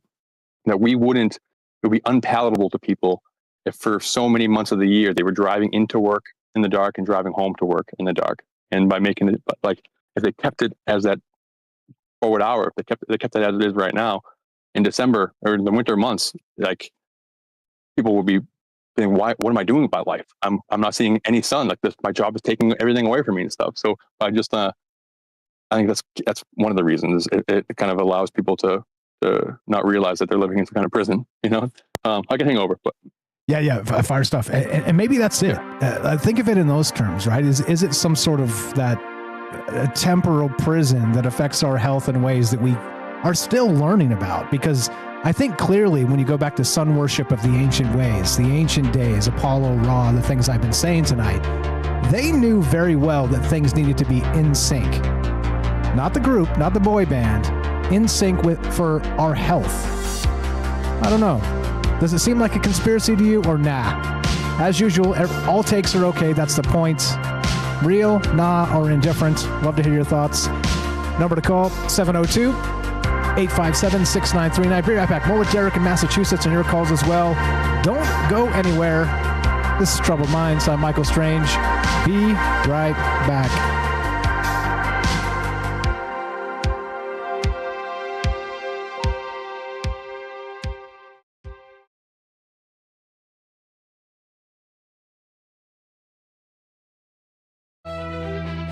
You're tuning into Troubled Minds, the show where mystery knows no bounds. Stay tuned for revelations that'll keep you questioning the fabric of reality. Let's check the news. A major question is emerging in U.S. space policy. What happens when private power and public strategy no longer align? A new analysis highlights the growing structural vulnerability created by America's deep integration of commercial space providers, noting that access to crewed spaceflight remains heavily concentrated in a single company, SpaceX. While the recently approved NASA Reauthorization Act of 2026 requires the agency to work with at least 2 commercial providers in critical areas like lunar landings, analysts warn that a credible government fallback plan has yet to fully materialize. President Trump's December 2025 executive order set a goal of attracting $50 billion in new private space investment by 2028, underscoring just how fully commercial partnerships have moved from the margins to the center of national space strategy. Turning to a significant development in medical publishing, a Canadian pediatric journal has issued corrections on 138 case reports published over the past 25 years, adding a disclaimer that the cases described are entirely fictional. The journal, published by the Canadian Pediatric Society, never disclosed this in the original articles, which were presented in a format that closely mirrored real clinical case reports. The issue gained public attention following a January investigation in The New Yorker, which revealed that at least one widely cited case, involving an infant allegedly exposed to opioids through breast milk, was fabricated. Critics, including a University of Toronto professor, argue that a correction notice falls far short, calling for full retraction of at least one report whose scientific foundation, he says, has completely collapsed. Thanks for listening to the Troubled Minds Radio Network. Yeah, still a little roboty for me. I'll get a better voice there. What's up, guys? Hope everybody's well tonight. If I missed you in the chat, sorry about that. What's up, Chef Pete? We got Jorge's here. Who'd I miss? Joe, thanks for the call. What's up, Robert, Dragon Rose, Matzel, Daryl, thanks for the call. APOC, Herschel, Eric. Yeah, you guys are the best. We got more with Night Stalker coming up. Yeah, great stuff. He says, Derek says, I got a maybe juicier takes on the other side of the break. Perfect. Hey, yeah, you know you're in the right place. What's going on? Sweets, Chef Pete, Joe in Florida, Ioxy, how you doing? Good evening. Who did I miss? If I missed you guys, you're the best. Appreciate you very much. Puff over there, Hiker, Margie. Who did I miss? Nostradamus, I love the name over there. We got Merlin as well on Rumble. Great names, guys. That's yeah, I think maybe if I'm reincarnated, I want to come back named Merlin. What's up? Who did I miss? Fred first, as usual. What's going on? Jen, I see you there. Thanks for the moderation. I saw, I didn't see exactly what happened, but I trust you. What's up? Dragon Rose, Linda, Joe, Mr. Duffy. How you guys doing? Okay, here we go. Troubled Minds coming up in just a minute here. I don't know. I think, like I said, this seems to me like one of the most obvious sun ritual inversions ever for a conspiracy theorist. And I don't think this is maybe the secret sun, maybe maybe Chris Knowles has something to say about this with Mithra worship and this type of thing, but I don't think it's a novel thought, but it came to me kind of organically because I'm annoyed. Anyway, here we go. Troubled Minds happening now. More with Derek and your calls as well. Here we go.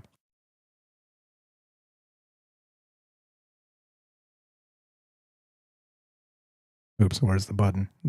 We got the button right there.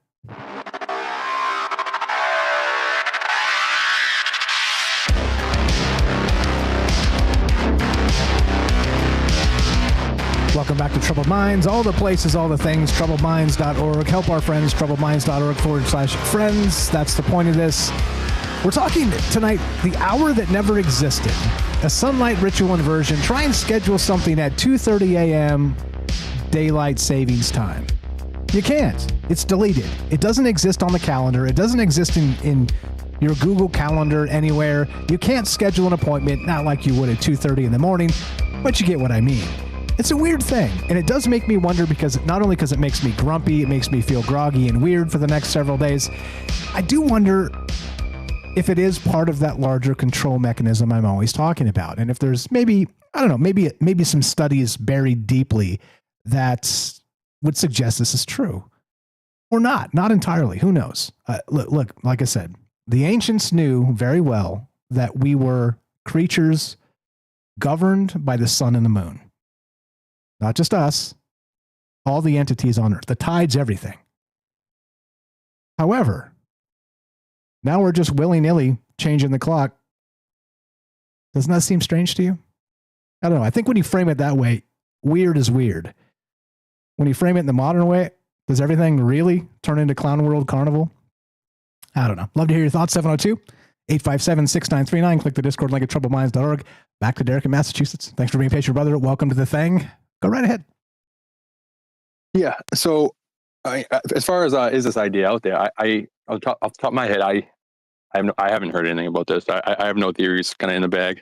I did a quick just Google search of daylight savings in the occult, and it was pretty dry. It really wasn't anything. There's one thing that I added in my notes already about does it affect the witching hour? Does the fact that it happens around 3 o'clock or between the 2 to 4 range, depending on who you talk to, the fact that it's like whether spring forward or fall back, that it affects that kind of witching hour, 3 o'clock kind of eerie time during the course of the night, that weird kind of liminal time that rituals are done. That's this time that they took out or they add, that kind of which is a weird portal hour type of thing. But then it gave one article about God's time, like daylight savings and God's time. And it was talking about how pastors were kind of leading the charge with this, kind of telling their local parishes and their local communities, like, this is good. We need this to kind of strengthen a uniformity of time is important to strengthen like America, basically, like to have this kind of unity between the nation, that we need to all kind of be on the same standardized clock, which is a big deal. Like we don't think about that now, but pre-trains, like different communities across the country having to be on the same train schedule, really affecting our perception of time and stuff, that we like, it was much more localized and much more like you're like, even just counties to county, like you're just whatever the church or the center of town had, that was the time and stuff. And it could be off by like 45 minutes or 15 minutes or whatever, like an hour and 10, like it wasn't standardized even in the slightest. And I think part of like the push to get on a standardized thing conspiratorially is just it's to create this industrialized nation that we live in, this weird kind of workforce first. The only acceptable drug is caffeine and work related drugs and stuff, that this like society wouldn't exist without a standardization of time. But then the pushback of the local communities, when the churches were like, this is good for the country, the parishes were like, I don't know about that. Like God's time is your local time, it's your sacred time. That's God's time. And then it's talking about how like Muslims in different communities who use the sun in order to pray, like they pray during sunrise and stuff, said it was intentional because they're trying to throw off the prayer time. That they were trying to manipulate God's time was the crux of it, which I think is interesting. And just astrologically, you're trying to find your chart. You got to give your birth date, your birth location, and your birth time. It's kind of your spawn moment. Your like when you punched into this reality is very important. So if you were born during daylight savings time or before that started, or during this kind of weird flux of time they're doing to us, like they're throwing off all the necessary things that people need to kind of acclimate themselves in the reality that we're living in. So if they're with like in the elites, they might know the true time. They might have a much better bearing on time, especially if they worship the time god and stuff. But what do you think about that? Yeah, witching hour. Yeah, no, totally. And that came to mind as part of it. I think maybe you saw the brainstorm for this show. It was part of it. I don't know if you picked it up from there, but it was, yeah, totally. It was part of this. I don't think it made it to the write-up, but that's one of the things here is that the witching hour is 3 a.m. And in particular, it is that liminal space. And we talk about liminal spaces a lot on this show for various reasons. And in this particular, I mean, like you get the synchronicity at the 3:33 a.m. or whatever. You wake up at 3 a.m. every night or whatever it is. And it is that liminal space between midnight and 6 a.m. when the sun rises typically. And so I don't know, like we're moving it. It just like a daylight savings now is not that true south on the sundial at noon. It's now at 1 o'clock. So we're different there. We're different there in the two places. And so those liminal ideas now suddenly are distorted and inverted as I've been describing tonight. I don't know. I think it makes some sense to me that there's something to this that's worthy of discussion. Maybe I'm just not smart enough to synthesize it all, but that really becomes the idea here. And the point is that you're onto something. I'm onto something. How big and how weird does this get, I guess? Yeah, exactly. I mean, just the feel of it is that trying to discombobulate us, but then meanwhile, like the generals gathered in their masses, like the people that are like controlling everything kind of might have the true almanac and kind of the true clock, or kind of just, I don't know. It seems like if you were doing some kind of MK Ultra for the masses that you talk about all the time, it's kind of, you remove all you remove the clocks, like you remove like part of, again, I was listening to this Dune thing, and part of the prison sentence they were putting these people under is that they were moving time. And like, so for long stretches of time, these people like move from the sun and everything. So they would lose track of like the minutes, they would lose track of time. And then the Bene Gesserit had mastered their circadian rhythms. So they like threw off these other cult of witches. They're like the Benny, like in the later Doom books. I'm not well versed in it, but they're like how you do, they were like them being able to control their circadian rhythms and have a grip on it, and to understand what time it was when there's no clocks around, was the thing that made this other group of witches understand how powerful the Bene Gesserit were. Like, whoa, this is you've consciousness on lock. And just, I think our perception of time is so important with our consciousness. Like if you watch Arrival, that's more like language. Like their language is not linear time, so it affects their perception of time that way. But just in the same token, the way we perceive time goes hand in hand with our consciousness. So I think ritually speaking, if they're doing something to us that way, I think that's I don't know. I don't have the answers. I'm trying to just. I don't know. I don't really know. No, I'm kind of trusting his trust. I feel. I don't know. You're good. I feel like you're in this moment too, because I'm like, I don't know. Like personally, it feels weird, and like I said, now that I kind of put my mind to it in this space, this weird troubled mind space, kind of put my targets on it. I'm like, not only does it seem weird, it seems really, really weird. Because again, like this is something that should have been abolished or, corrected years ago, decades ago, even when lighting became ubiquitous in the West. And it's, like I'm not using candles anymore. I'm pretty sure the rest of y'all aren't, unless you're having, a nice night with, whatever, right? Yeah. You get what I'm saying? There's something to this that is very weird because I don't know. Is it just, are they evil or are they stupid? I guess really comes down to the question. Yeah, exactly. Yeah. I don't really have much more, but because on the whole of it, it seems like it's just not knowing what time it is, not having a sense of like the time in your environment. Like if I don't know what time it is, it's uncomfortable a little bit. If there's no clock in the room, it's like I understand the concept of why that would be part of a prison sentence is to remove all the clocks or remove any access to acclimate yourself in your environment. It's like they have us cast out ashore, and they're intentionally making so we lose sight of the shore. We have no bearing in our environment. I don't know. It seems like that's what you would do to kind of work your will, enact your will on us, especially when the most important god is this time god. And it's that's the whole Saturn prison matrix, time matrix type of stuff. Is that like time is the prison, and it just seems like some kind of weird prison guard thing, weird kind of like school system, Prussian school system. Like let's just like turn these people into machines and lose any sense of I don't know. I was watching when I first started listening to podcasts, I listened to a lot of Radio Lab back in the day. It's pretty cool. And they did one on time, and that's when I talked about how like the trains, like connecting the country like that, be able to get from location to location quickly, completely changed our perception of time and our understanding of reality, basically. And also talked about how like a clock people would have, and I think it's kind of cool how they would on the wall have like 12 different plants or flowers that bloom, that like that what do we call it, bloom at a different hour. So then it kind of acts as your clock. So the one at the top would be this one blooms at midnight. On the bottom, this one blooms at 6. So as the flowers are blooming in the circle around on the wall, you can tell time based on that. I think that's kind of cool. That's the way to kind of acclimate yourself. It just seems like they have us kind of lost in space here, flying through the spaceship without our bearings. I'm rambling, but just no, you're good. You're good. We're on the same page here because I sense it. There's something here. We'll circle back at some point, maybe 6 months from now, and then rage differently. But pleasure, brother. Thanks for peeling that time. Thanks for waiting through the break. And yeah, you were the best. You know we love him, Derek the Night Stalker. Give him a follow. troubledminds.org/friends. It is Night Stalker, STOCKER. Simple as that. And scroll down, and it is he does call us stalking overnight from a grocery store, like his superhero persona, the Night Stalker. Derek in Massachusetts. Again, scroll down, troubledminds.org/friends. Click on Night Stalker there. Go follow his YouTube channel. It's free. And look, so many. Like I said, we're blessed to have so many smart friends contributing to these ideas. Let's help them.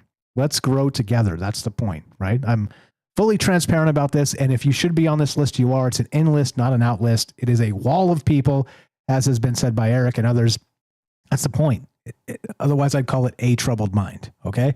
Very simple. troubledminds.org/friends. Please go help Derek, follow his channel, and everybody else while you're there as well.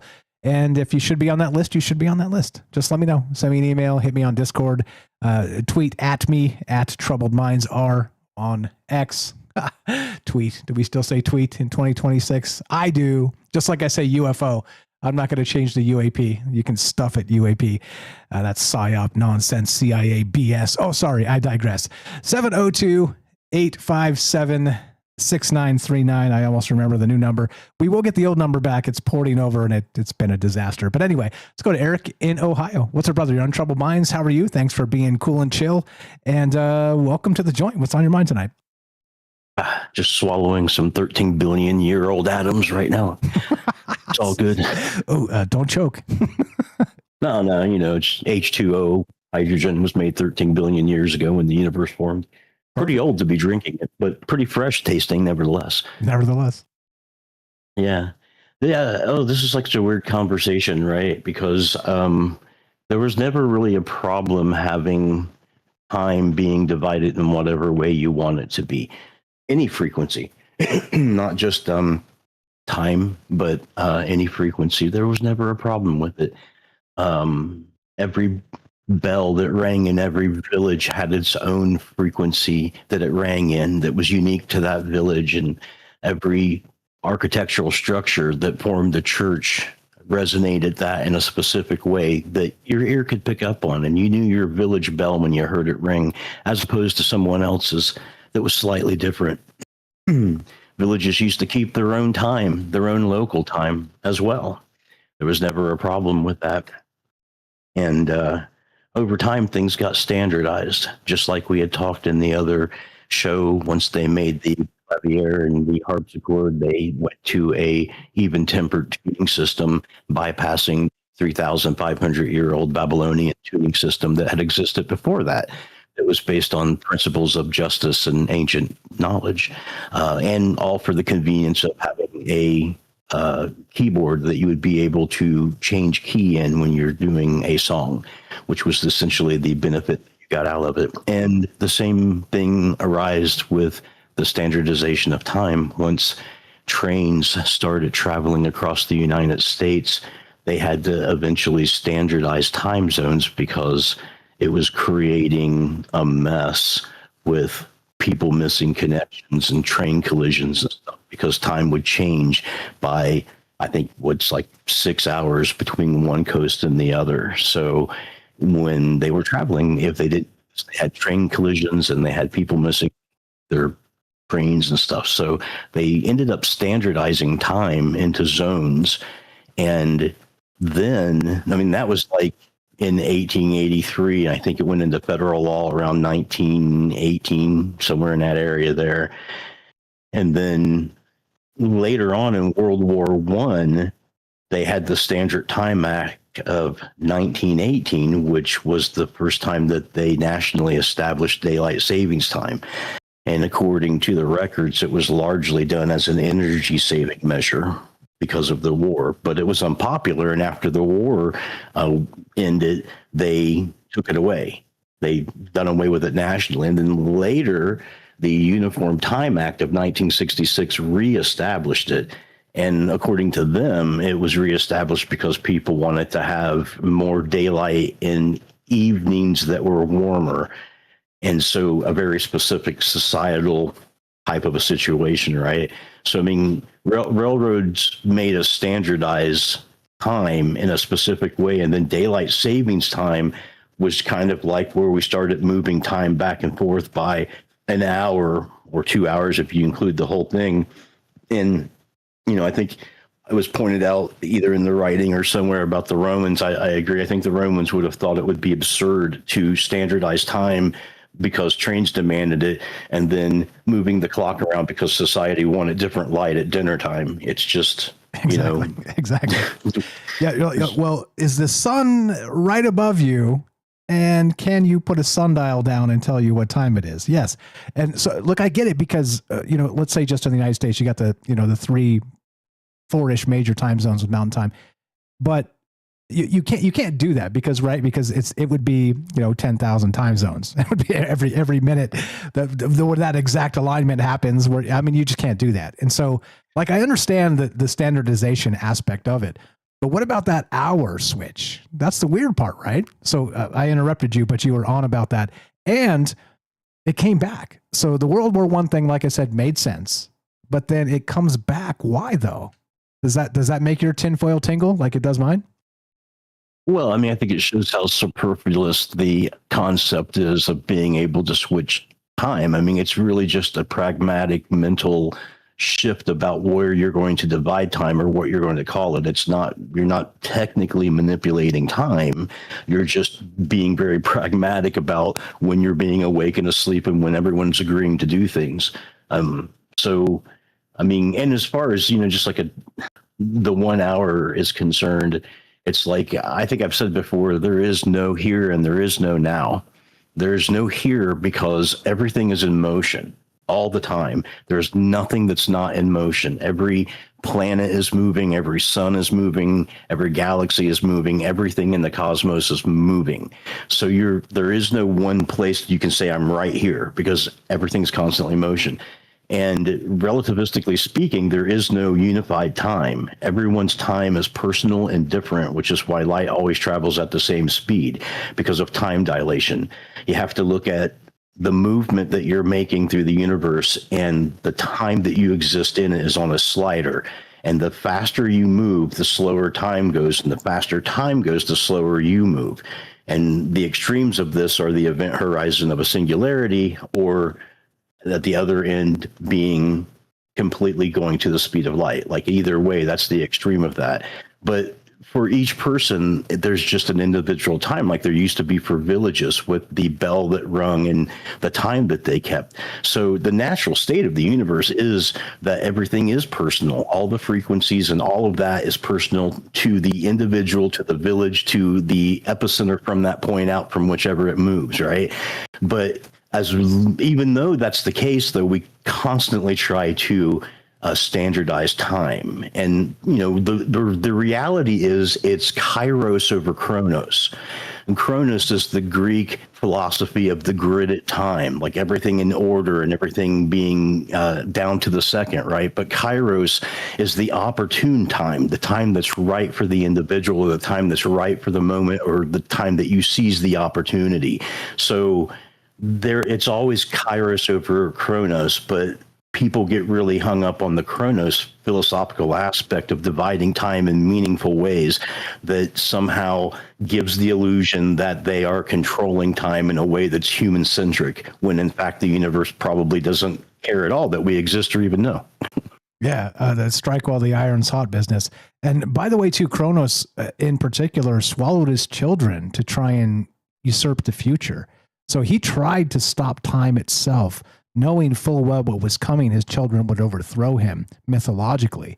And even the god of time itself couldn't make that happen. So what you just said is incredibly pertinent here, because, yeah, right? Like, strike while your iron's hot. It's not going to be the same time anybody else's is.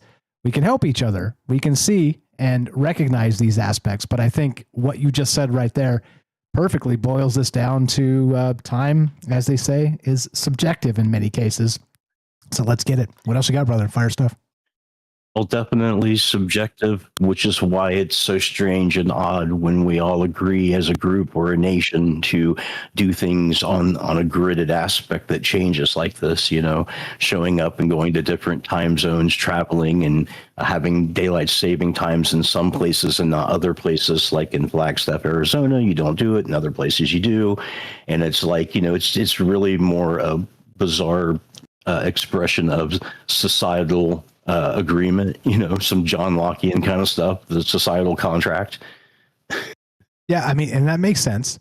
But also, what about your take on the, do you get cranky around this time of year like I do for, 2 to 5 days? Does it affect you? Or is it something that you never really considered and you're like, whatever, it's just part of what we do? No, I don't. It doesn't seem to affect me too much. I usually have a padding of an hour in my life for things, so it's not really a difficult transition for me. And my circadian states are generally pretty adaptable to my external environment. It takes a week of death to get there, but eventually after a week or two, I'm on a pulse, whether it's morning or night.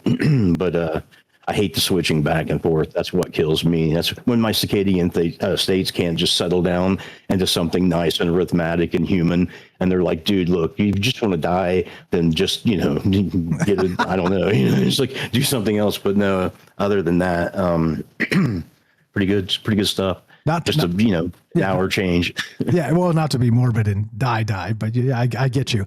And so do you think, so my premise is that maybe this goes back to the ancient ways, and maybe there's something modern that has been determined in an esoteric way, in a occult style, where we don't know that there is a control mechanism happening as part of this. You think it is nefarious, or you think this is just the way the modern world works when trains got to run on time?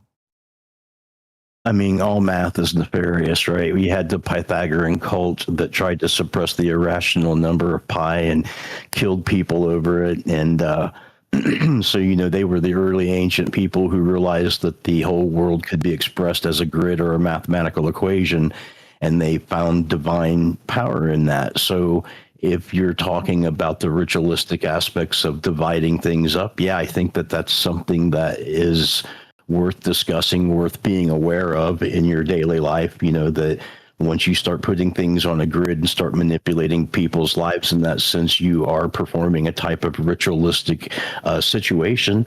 And so, yeah, I think that's something that, that people should pay attention to and make sure that they're aware of it, because I think that's the one way to avoid it. There's a lot of things in our society that are like that will control you and funnel you into a particular situation with your complacency. But being aware of it, even if you're complacent in it, is better than not being aware of it. Yeah, 100%. And as you know, I talk about these wild ideas in weird ways for that reason exactly. If we notice these things, I think we could overcome many of them. Some things you just cannot overcome. They're just too draconian in nature. However, nature is also draconian as a clapback. So we fit in the space between as troubled minds, and that's the point. Recognizing what is and what isn't, and considering what comes next. You're the best, man. As usual, fire stuff, and we got about a minute left if you got anything else. No, man, I'm good. Good? You're more than good. You're the best. You're the best. You love him. Eric in Ohio, appreciate you very much. Thanks for popping in here and setting us straight. Oh, wait, before you go, for Theo, shout out Theo. Can you boil down the ancient 12 number thing for Theo there to kind of add it to this aspect since it came up earlier? Yeah, there's a lot of theories, and one of them is the one he pointed about counting the bone fingers and stuff. There's a lot of theories on why it was developed, but essentially the carryovers are the 360 degree that we have in a circle, and the 12, the way we're counting the 12 twice for our time. That's all back to Sumerian, and it's based in their math, but they just had a different way of counting and grouping, and that's all that means. So if it's like a base 10 or a base 12, and there's others too. I mean, I think there's a different one in ancient Mexico as well, but they're just different ways of counting. Again, this is like another example of just mankind figuring out ways to divide up and group things, right? And different cultures in different periods and places and time had their own way of doing it, that caught on. It worked as well as any other way. And these guys used it until they ran up against these other guys that were using something different. But there was never anything that was truly better than anything else. If that were the case, then we would be using just that. And as you can clearly see with the empirical measurement, the metric measurement, the leftover that we have from the base 12, the base 10 that we teach people, even though we're using base 12 in a lot of ways.